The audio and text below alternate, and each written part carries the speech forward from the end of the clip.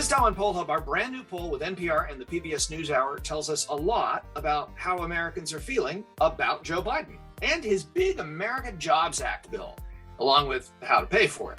Plus, some surprising results on transgender rights. It's become a cultural issue, especially for Republicans. But wait until we tell you what Republicans in our poll think.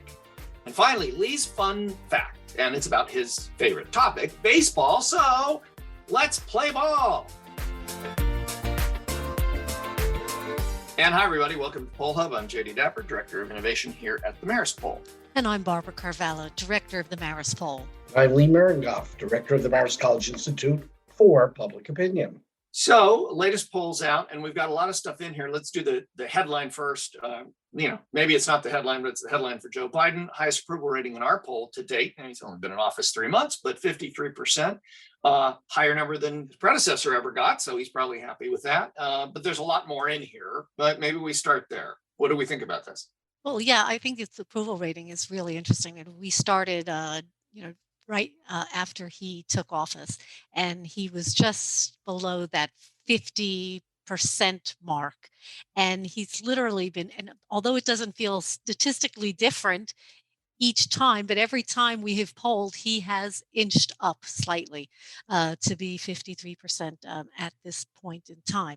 But I think another interesting thing is he's, the first thing he did was to get the Recovery Act passed, which had a lot to do with pumping dollars into the economy and to get people vaccinated.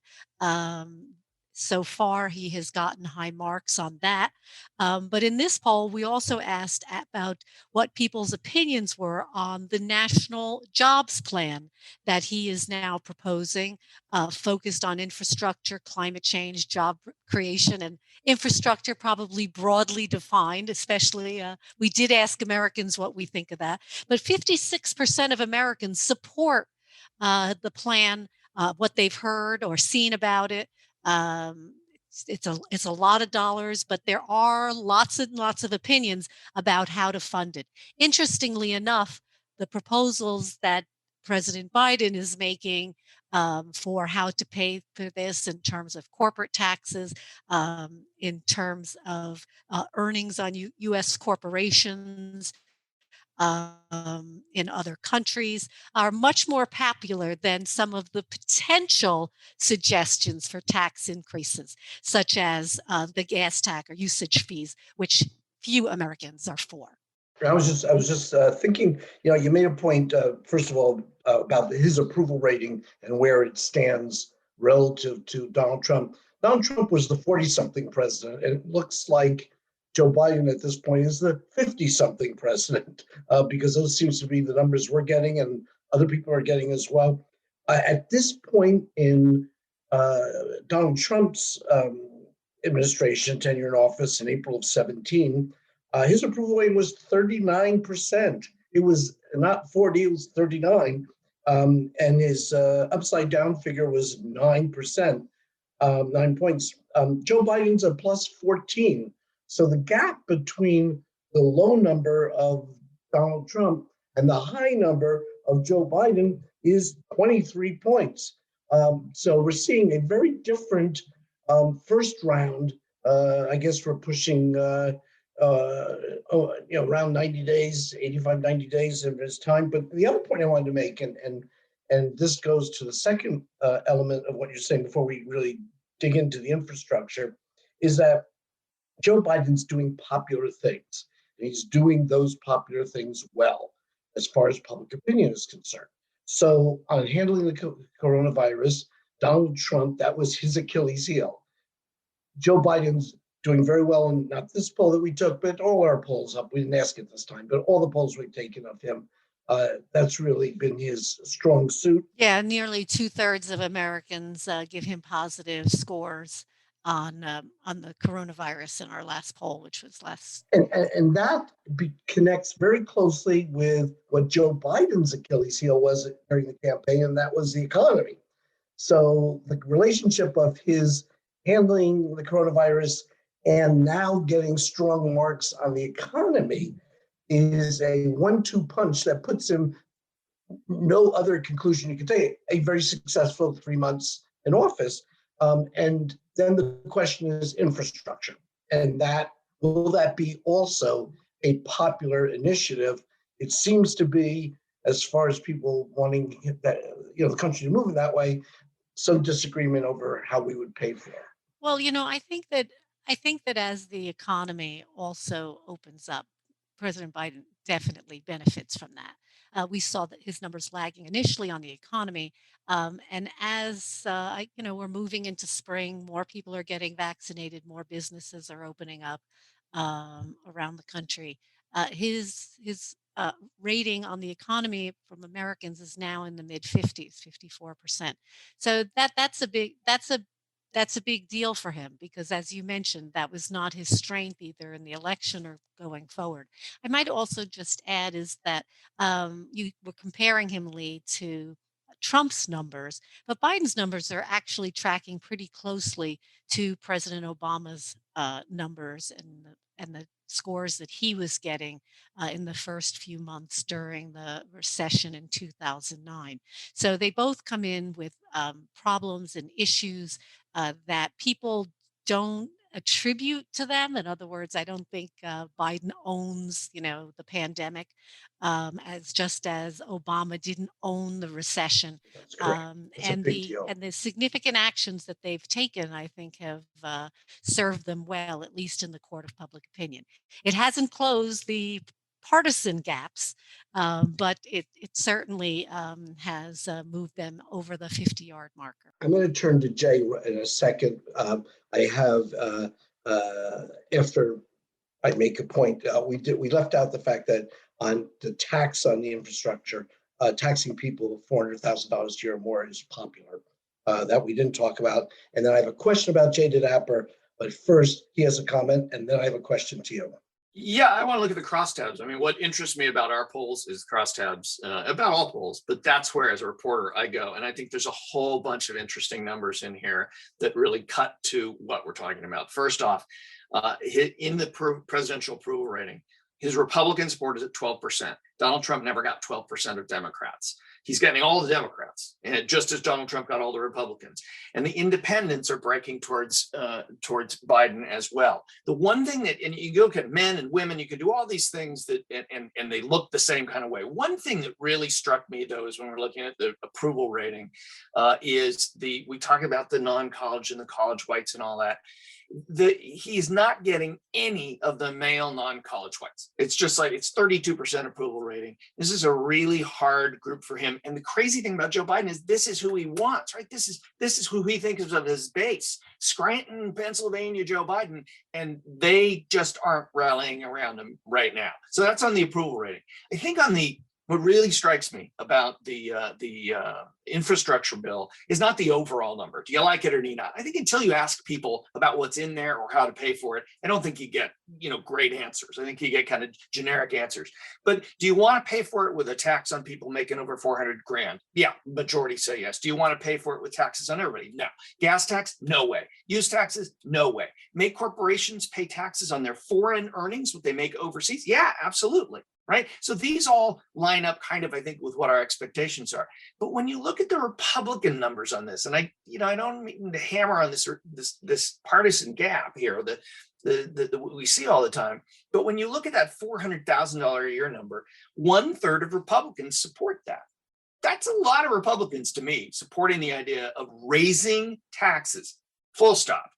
That's a big number for Republicans, but raising them on over $400,000 a year, I think that's a really interesting number in here. That really, really struck me as a movement in self-identifying Republicans. And when you look at independents, it's kind of even more clear because independents, 2 out of 3, 66% support this idea of a $400,000 tax on people making over $400,000 a year. Is it also about the change of who the Republican Party is right now? Right. I mean, but that's what I'm getting at is these are self-identified Republicans that are saying these things.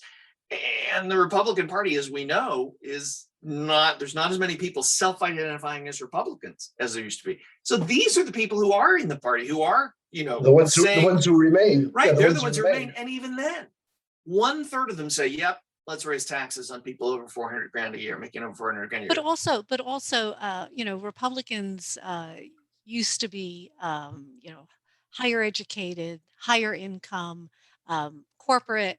That's not really the base of the Republican Party Yeah, anymore. they've left the party, right? Yeah. We call those people Democrats. Right. Well, it's the populist part of the Republican. I think, Barb, your point is, I think what you're getting at, what I didn't really get the first time, is that the people who are self-identifying as Republicans who are supporting this is this new populist part of the Republican Party, and it is new and it is different. I mean, it's new and it's old again, whatever, but it is different, and I think this is a very telling number that gets at the newer composition of the new Republican Party. You're right to where I wanted to ask you a question, Jay. Remember, I promised you a question before. Yes, please. You just teed that up for me. I will say before I ask the question, however, that you're talking about taxes within the Republican Party, and my mind went off about George Herbert Walker Bush. I will not raise your taxes, and he did, and kaboom, that was problems for him. And now so many Republicans of what's left of the Republican Party are the different populist wing. Anyway, that point well taken. I want you to talk about. Where's the question, Lee? Get to the question, Lee. Question coming up. You're filibustering. Oh no! Don't make me stand and do that. All right. So here's the deal. Presidents in power or very often have a tough time in the midterm elections. We're going to start talking about that increasingly coming up because the House is so closely divided, as is the Senate. Couldn't be any more closely divided in the Senate. And yet some of the early prognosticators are saying, well, this may not happen this time. Don't rule the Democrats out. And I'm looking at, Biden's approval rating, and I'm thinking, well, 2010 was an awful year for Barack Obama. 2018 was a bad year for Donald Trump.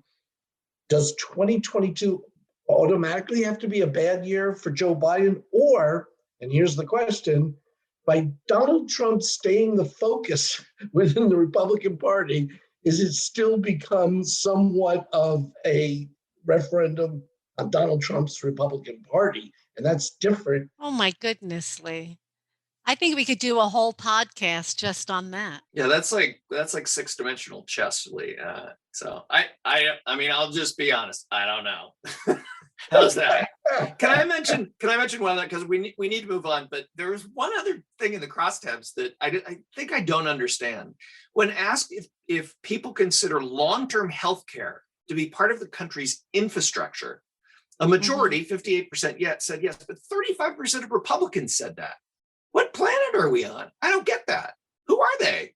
I do think it's very interesting, and I did want to also point out that we asked about what people thought infrastructure was, and I know we're getting the rap sign on this segment, but it's it is very interesting. Infrastructure is something that has been on the wish list, I think, of many Americans. It's not glamorous, it's not exciting, but we all experience it every day.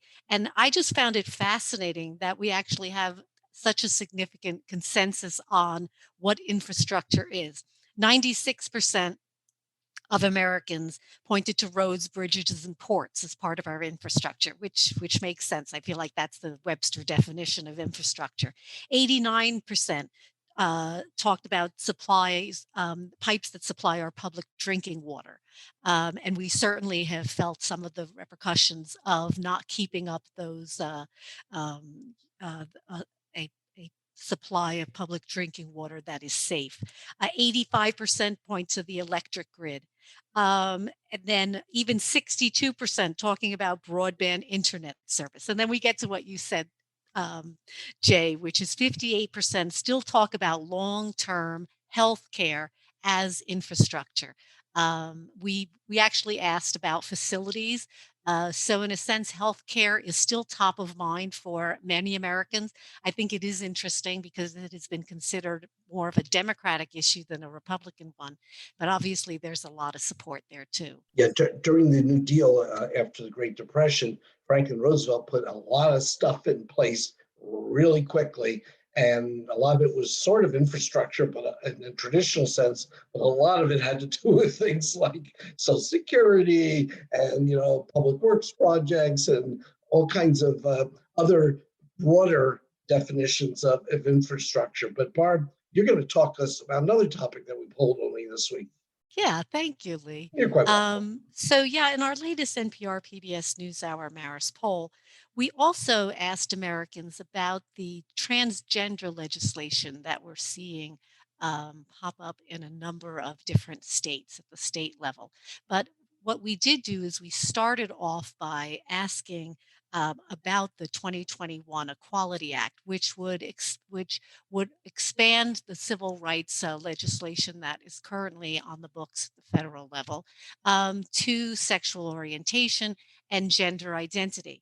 And I think Jay, you teased that there are some interesting points in this data. One of which is that this is another consensus issue. 63% of Americans support the 2021 Equality Act, including 90% of Democrats, but nearly a third of Republicans as well. So we talk about this partisan polarization. We talk about the culture clash, but there's more going on here that meets the eyes. What did you guys pick out of this particular survey that you found especially startling? I'm reacting to the number you just said. Every time we mention Republicans right now, today on this podcast, it seems to be the numbers about a third. So there's clearly a third of Republicans who are thinking very differently than the dominant group.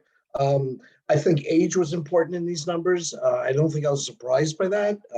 Younger people are more tolerant than older people. I thought one thing I found very interesting is where is this issue in the sort of like the public consciousness, and the people who know someone who's transgender, obviously that number's increased fairly significantly, but their views on a lot of topics are not all that different. They're more tolerant, but not overwhelmingly, than people who don't know someone.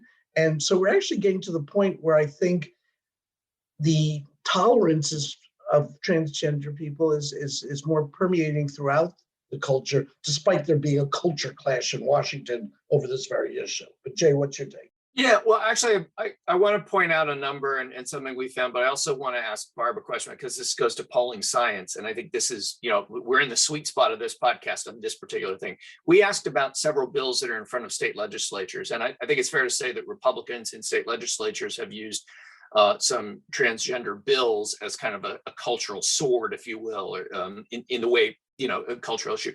So one of them is about sports teams. Should people who pick a gender, should they be allowed to play on the team of the gender they pick? But here's the one that I want to understand better. Do you support or oppose a bill that criminalizes providing gender transition related medical care for minors? Do you support or oppose a bill that does this? So 65% of Americans oppose bills that criminalize this, including 75% of Democrats and 55% of Republicans. Did Republicans misunderstand the question, or do 55% of Republicans actually oppose bills? Because these are the bills they're passing. This is the kind of bill that in Arkansas, the Republican governor, Asa Hutchinson, vetoed, and it was overridden almost instantly by Republicans in the state house. Yeah, and I think what we find very interesting in this particular survey, and again, this is a national survey, so we're talking to Republicans nationally, not within any particular state. But I think in terms of this particular legislation, the Republican legislatures are speaking to a, a very small targeted part of their base. They're looking to the primary voter. They're looking to energize a base that brought Donald Trump to the White House and almost got him reelected. So this, yes, when you say they're driving a sword, down the middle. It's not just of Americans. I think they're driving that sword down the middle of the Republican Party. And so it really does remain to be seen how that does play out. Right now, they've been incredibly, successful doing that because of the the small proportion of Republicans who do turn out in primaries. And then the choice in a general election is it, do you want the Democrat or do you want the Republican? And I think that, Republicans, just like Democrats, have been more likely to kind of stomach perhaps a couple of issues that they don't care as much about in order to vote for a Republican. So there hasn't been any cost to Republicans thus far on this issue or on many of these issues, except nationally. Yep. I think presidentially, it makes a very significant difference. But my question real quick on this is, when we ask a question like, do you support or oppose, like another one, a bill that prohibits Yes, transgender, absolutely. there's that confusion thing. And I know that there's a lot of survey science over years about how to phrase these questions because they get asked a lot. And so a quick explanation of why this is the best way to phrase these questions to prevent confusion. Yeah, well, there's a choice here of whether you want to deal with the issue or whether you want to deal with the legislation. And so we did we are very, very conscious about that kind of double negative.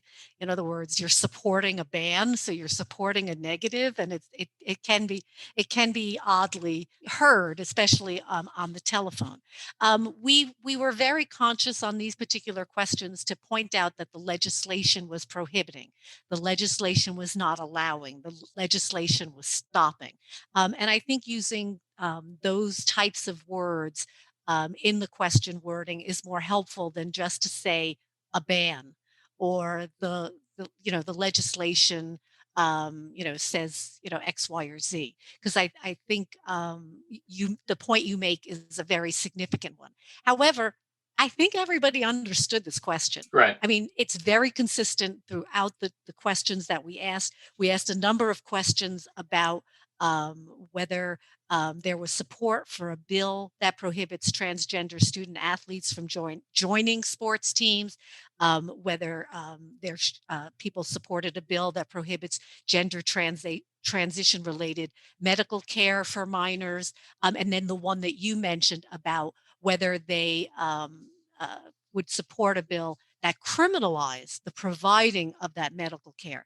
And in each instance, we about just short of 3 in 10 Americans supported those kinds of bans, those kinds of prohibitions, and a large proportion of Republicans opposed that type of legislation. I think what we saw in this poll is a couple of things. One, strong consensus for the Equality Act at the national level, a lack of appetite for legislation that will prohibit these things at the state level.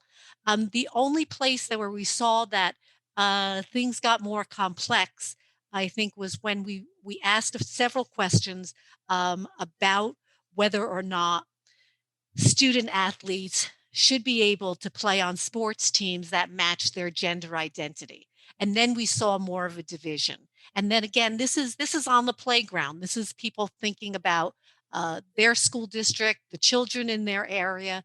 But what was interesting is we asked the different levels, grade school, middle school, high school, college, and the feeling was the same, that there was the division about whether this should be the case, but certainly no division about whether it should be legislated. Hey, Lee, we've got a minute for your fun fact, and that's about all we have. So go.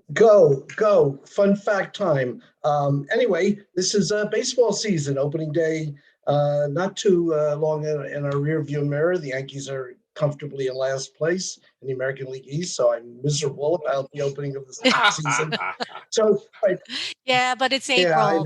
Yeah, they always have a I rough know, but start. the games count now as much as they do in September, and I wish they kind of understand that. All right, fun fact. Fun fact: USA Today, 1989, asked a question about how closely Americans follow baseball. So we're talking 32 years ago. And I'll just give you the not at all figure. It was 18%. People said, I don't follow baseball at all. Since then, 2010, that number became, in our numbers, 52%. 2018, 56%. October of 2020, 63%. More than 3 times the people who are taking a pass on baseball, not to mix sports metaphors, But my concern is, so you're watching the baseball on TV right now, Or streaming it. thank you. And there's a lot of empty seats because of, social distancing and all that. The question is, if there weren't the empty seats, were there still, if there weren't the limitations on people, is interest getting to the point where maybe people would not be filling the seats even if they could? Baseball has problems. It's showing in these numbers. The game is, unfortunately for baseball fans, a little too slow. And yet when they tinker with it, like putting the extra inning, the guy on second base to start the extra innings, I mean, traditionalists say, what's going on here? So the answer is baseball's got some issues it's got to come to grips with, not the least of which is the fact that now you have social distancing, which is affecting the attendance. Thanks for your fun fact. But for baseball fans, I'm not so sure how fun that is. Yeah, well, Jay, you're a big baseball fan, I know. What do you make of all this? Video games have ruined all sports. How's that? Okay, well, there you go. Barb, you got a take? Well, yeah, in baseball's favor, we have seen a decline in many of the other sports as well during the pandemic. So there is. And before. Yes, but particularly during the pandemic year where we thought people might have more time to pay attention. I was hoping one of the two of you had the fun part, but we'll have to find a fun fact that's just a lot of fun next week. And that's going to do it for this edition of Poll Hub. Poll Hub is a production of the Marist Poll at Marist College in beautiful Poughkeepsie, New York. I'm Mary Griffith and Poll Hub's executive producer. Thanks so much for joining us today. Rounding out our production team are Casey Schaff, our production supervisor, Amelia Morell, our production assistant, and Marcello Bettman, our trusted editor. Of course, thanks to the Roper Center Archive at Cornell University. They provide us with the ability to look back at survey questions and results over the decades. And if you have questions or comments, reach out to us on social media. We're at Marist Poll on Twitter and Marist Poll on Facebook and Instagram. Finally, if you like what you hear on Poll Hub, please consider leaving us a review on your podcasting app of choice. Positive reviews help others find us. And while you're at it, why not go ahead and subscribe? Again, thanks for being here. We'll catch you next week.